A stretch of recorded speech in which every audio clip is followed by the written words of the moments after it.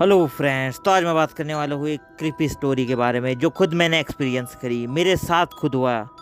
भाई साहब, मैं अपने खुद की एक रियल लाइफ गोस्ट स्टोरी बताने वाला हूँ तुमको भाई साहब। तो चलिए तो वीडियो शुरू करते हैं। तो ये बात है 2006 या 2007 के अराउंड की। तो फिर हमारे पेरेंट्स ने एक ग्रुप बनाया और हम लोग कैंपिंग करने के लिए महाराष्ट्र की एक सिटी औरंगाबाद में चले गए भाई साहब।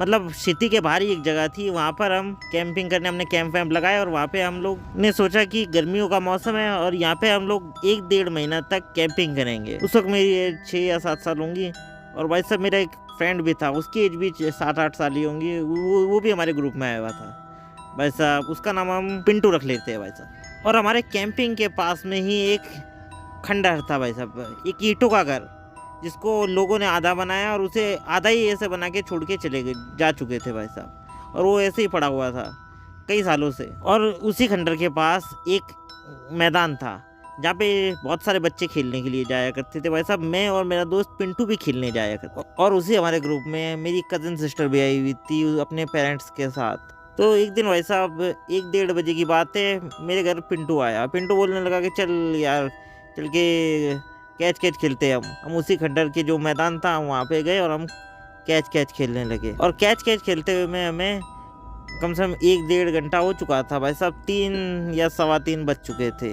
और भाई साहब फिर पिंटू अचानक बोला कि देख भाई, ये खंडहर की विंडो में से कोई हमें देख रहा है यार। मैंने भी झट से मुड़ के देखा कि भाई साहब कौन देख रहा है। मैं क्या देखता हूँ कि भाई साहब एक 18-19 साल का लड़का है जो कि उसी खंडहर की विंडो में से मैं झाँक रहा है, घूर रहा है भाई साहब। वो बहुत अजीब तरीके से घूर रहा था। मैंने पिंटू की तरफ देखा और मैंने पिंटू से कहा कि इस खंडहर में कोई आता जाता तो है नहीं, तो ये लड़का अंदर कैसे गया यार? और गया तो फिर ये विंडो में से मैं घूर क्यों रहा है? लेकिन भाई साहब मुझे ये नहीं लगा कि उस घर में कोई आत्मा है या कोई भूत हमें देख रहा है। हमने सोचा कोई लड़का होगा जो कोई इस खंडर में कैसे ना कैसे पहुंच गया और वो देख रहा है मैं अंदर से। तभी मैंने पीछे से मेरी कज़न सिस्टर को आते हुए देखा और मैंने उसे कहा कि ये देखो, कोई ये खंडर की विंडो में से हमें देख रहा है।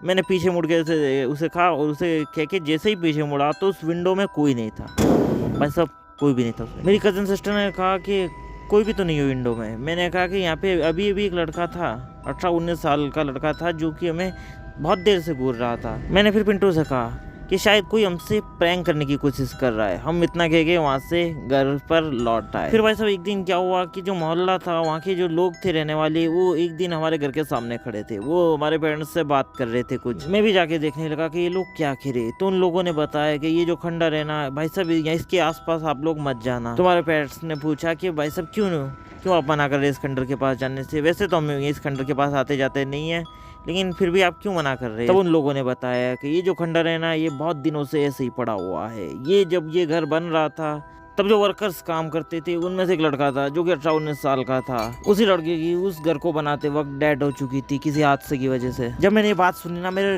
रोंगटे खड़े हो गए भाई साहब। मुझे समझ नहीं आ रहा था कि भाई साहब वो मैंने क्या देखा था उस वक्त। तो दोस्तों, आपको क्या लगता है वो लड़का कौन था जो उस खंडहर की विंडो में से हमें झाँक रहा था?